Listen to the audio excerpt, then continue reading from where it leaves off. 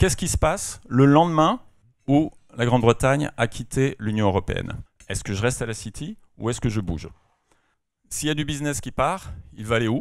L'hypothèse que nous faisons dans ce papier consiste à dire que 3 des 5 villes les plus souvent citées comme pouvant accueillir les activités qui devront quitter Londres recevront somme toute une part très faible de cette activité.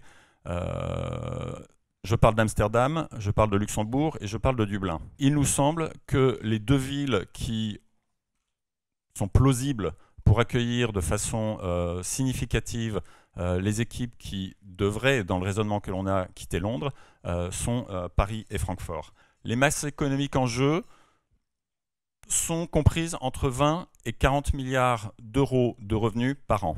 L'hypothèse, c'est qu'entre 20 et 40 milliards d'euros de business seront déplacés de Londres vers un autre endroit en Europe du fait du Brexit.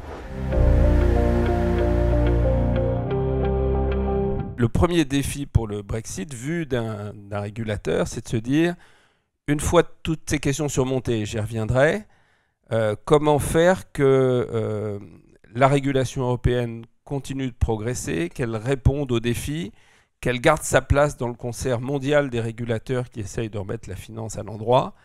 Et de ce point de vue-là, le Brexit n'est pas du tout une bonne nouvelle.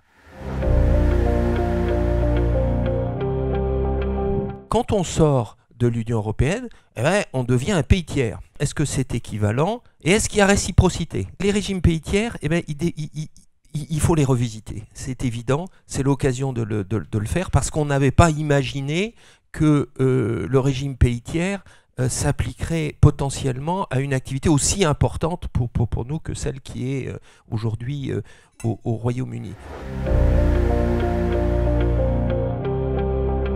Ce qu'on voit en ce moment en Angleterre, c'est une incroyable cacophonie.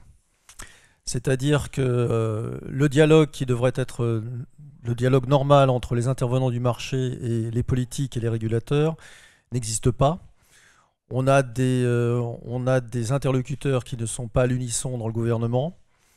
Il y a toujours un débat de fond sur est-ce qu'on souhaite un hard exit ou quelque chose qui n'est pas un hard exit. On rappelle que l'article 50, il n'est pas encore activé. Il va commencer à l'être sans doute au printemps. Donc il y a une opacité totale sur la manière dont les pouvoirs publics en Angleterre veulent diriger, régler, orchestrer cette sortie.